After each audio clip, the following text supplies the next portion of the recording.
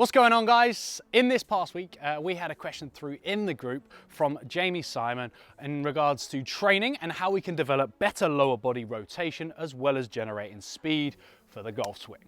Now that we're all in isolation and we can't quite get to the gym where I'd normally like to film this video, I've adapted it, tweaked it, and filmed it today on how you can basically combine both of those in the space of just your garden. Now, what you're gonna need for this, I'm assuming you've all got one of these, is your big stick. Okay, we'll come onto that later on. Some golf balls, anywhere from 2 to 4 really. And then you might need to go and buy one of these, a medium to heavy kettlebell. Now, when breaking down the golf swing, okay, and how we develop power, it's always great to look at the pros and who's the best at the moment and who's probably the go-to swing when looking at kind of force production and how hard they're hitting the ball and distances. You're probably going to look at Rory McIlroy. Now, if you look at Rory McIlroy and any really powerful golf swing, it is built from the ground up, all right? You do not generate any power if you are not stable from the floor. Then it comes up to the knees and the hips, okay? And on the follow through, as you're coming through to the point of contact, it's an aggressive extension of the knees and the hips. You watch Rory on his backswing, he squats down quite low, okay, coils up, creates that tension as he comes through, it's bam, and he's standing right up on, kind of not up onto his tiptoes, quite like JT does, but he's fully extending the knees and the hips. And then we're gonna work on rotation of your trunk, in particular the uncoiling phase, because that's where you're going to generate the speed to go and launch that golf ball. So here are a few drills that you can do in your back garden. Now, the first drill I'm going to show you today is designed to work on your stability and balance. And for this, we're going to focus on one leg at a time, because if we can become balanced and strong and stable on one leg, it's going to become a lot easier when we put both feet back down in the golf swing. This is where you're going to use the golf balls. So you're going to put out in front of you in a semicircle, okay, the 4 golf balls like so. I'm going to basically take a stance in the center of these golf balls and I'm going to go balance on one leg. I'm going to soften that knee slightly. Then with the opposite hand, I'm going to pick up all 4 golf balls. So on my left foot, my right arm reaches down. This is not a speed drill. So I'm remaining balanced the whole time. I'm staying nice and strong. And pick those 4 golf balls up in any order that you like. Once you've got all 4 in your hand, without touching that right foot down, place those balls back down again. Okay, so here I'm looking to remain nice and strong on my trunk, stay nice and tall, and the hinges come at the hips, the knee, and then at the ankle. Okay, that's your first stability drill. Right, so we focused on the balance and stability of your legs. Now we're going to work on the balance and stability of your trunk. They're the 2 main muscle groups within the golf swing. The big core muscles are going to allow you to rotate that a little bit harder. Now for this exercise, you're going to need your kettlebell or something heavy if you don't have access to one of them. You're going to go down into an up plank position or a push-up position. So my shoulders are going to be stacked above my wrists, feet and hands about shoulder width apart. And then the 2 muscle groups I want you to focus on contracting and holding as tight as you can. Your ass and your abs, the 2 A's every time. So the kettlebell starts on the left-hand side of my body, outside the line of my hip. From there, what I'm gonna do, I'm not gonna open up here, okay? I'm keeping everything as square as I can. So I'm squeezing my glutes, squeezing my abs, keeping my shoulders and hips square, then I'm gonna reach through my right arm, and I'm gonna pull that kettlebell to the right-hand side of my body. The goal with these is to go 10 each side, and to not have to open up or rock from side to side to get that kettlebell there. It's all about remaining square, keeping that body as still as you possibly can. They are great for developing trunk strength. Okay, so that wraps up the balance and stability portion of the session. And now we're going to look towards force production and getting you more powerful. Remember what I said earlier, kind of the powerful swings are the ones that aggressively extend through the knees and the hips, kind of in that position here. A stronger posterior chain of muscle group is going to make it that much easier to produce more force in the extension. Now the posterior chain is your calves, your hamstrings, your glutes, your lower back and your upper back. So if you can work on improving the strength and power of those, all right, that's going to massively help your golf swing. Great exercise for this is the skier kettlebell swing. Now the traditional kettlebell swing looks like this and is excellent for developing posterior chain kind of power. The benefit of doing the skier kettlebell swing for the golf swing is that you are then going to be factoring in the balance aspect as well, which is going to force you to activate your trunk and in particular your obliques that much harder. The obliques play a key role in rotation. So a skier kettlebell swing, you start with a kettlebell outside the line of your body. So for this, I'm using my left side, then I'm gonna pull aggressively back.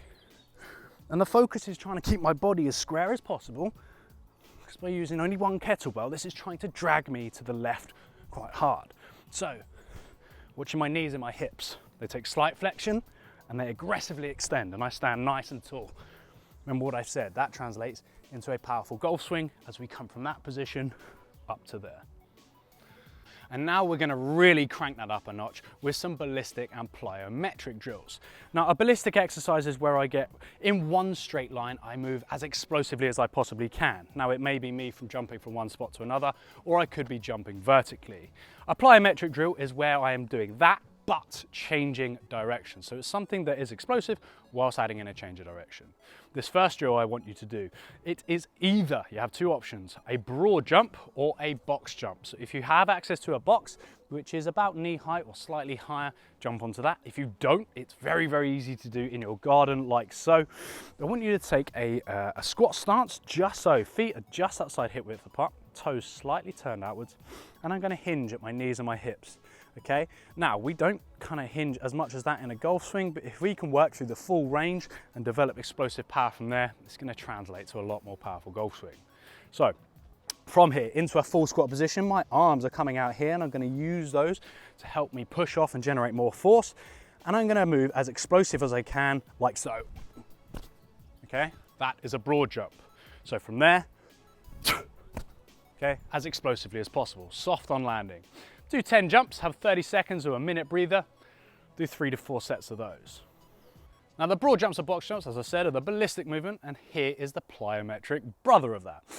So you're just gonna do a vertical jump, but you are gonna rotate with that. Similar to a golf swing, think about there. I'm aggressively uncoiling, extending through the hips, and I'm rotating as hard as I can. Yes, my feet do need to stay still, but the principle is there through our trunk. It is vitally important you find a flat, soft spot on the ground. You do not want kind of like that, it's a slight bump. So get it nice and soft, go down into a full squat position again. You're gonna be taking and using your arms as levers to really drive the force up. So squat down, explode up, rotate, step back into the start position here. Down, arms out, drive up, explosively rotate round. Same again, really soft on landing. Do 10 reps, change sides. And now we come to the final piece, and probably definitely the most fun piece. Go and grab your big stick and get ready to swing this as hard as you possibly can. And it's pointless doing everything that we've just done, all the balance stuff, all the force production stuff, if you cannot do it with this, the big stick in your hand out on the golf course. Now I've clarified this with Steve and he said he's absolutely right. Okay, it's something I heard from Tiger Woods kind of in an interview from quite a few years ago, back to when he was in his prime. If you watch Tiger from kind of 2000, 2003, around that time, he was by far the longest driver on tour. He had hit the ball an absolute mile. And he credits that largely down to what his dad used to say, and that was, for him, as long as he could remain balanced in his feet, to aggressively swing the driver as hard as he can. Now, we are all going to be slightly limited on how far we're ever going to be able to hit it just due to our genetics. You know, not all of us are going to be able to hit 350-yard bombs like Rory McIlroy does. There are some great players in the world. Webb Simpson in the top 10 at the moment doesn't hit it a long way and he never will be able to. But can we crank it so that you are getting an additional 5 or 10 yards out of your driver? It's going to help you out massively. So taking Tiger's dad's advice into account. From here, I want you to take your typical stance with a driver, okay, in your garden, trying to get a nice flat spot in the garden. Now, my typical driver swing would look something like this. Now, I know I'm not technically perfect, but I like to think I can hit the ball a reasonable distance.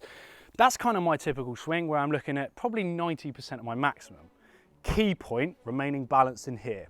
If I can remain balanced in there and I can keep the same standard backswing, I want you to get to the top and unload as hard as you can through the hitting zone there, okay? Finish with a full follow through.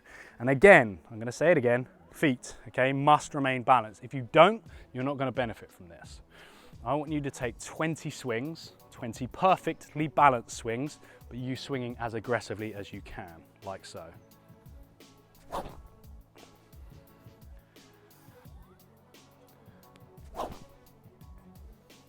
It's just like anything else we do when it comes to training. If we can get used to producing an absolute ton of force, and we can replicate that over and over and over again, if we were to take just a few % off once we get to the course, hopefully from doing drills like that and you incorporating all of those and swinging the golf club as hard as you can, at least 20 times, every single time you train, you're gonna start developing a lot more distance with your golf swing. Guys, thank you for watching. Now, a bunch of you have asked kind of some nutrition stuff as well as training stuff. If you want to see some more in my garden until we're back into the gym, and then hopefully we're gonna develop some stuff when we're in the gym, do give me a shout. Ask questions to me, Steve and Chris, and we'll get those sorted for you.